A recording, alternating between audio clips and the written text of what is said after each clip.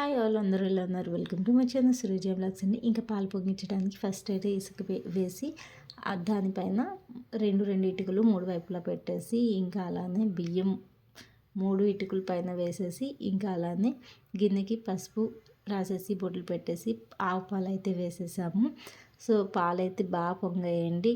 తూర్పు వైపే పాలైతే పొంగాయి. అలా 3 సార్లు అయితే పాలైతే పొంగించేసి ఆ తర్వాత నేను మా హస్బెండ్ అయితే బియ్యం వేసేసాము. ఆ తర్వాత మిగిలిన ఫ్యామిలీ మెంబర్స్ అందరూ 1 బై 1 అయితే వేశారనమాట.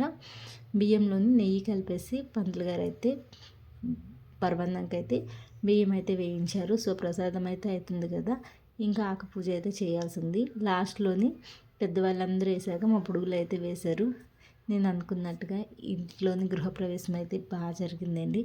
ఫైనల్లీ నా లైఫ్ డ్రీమ్ అయితే సక్సెస్ అయినట్టే. సో రిమైనింగ్ వీడియో అయితే కంటిన్యూ చేస్తాను.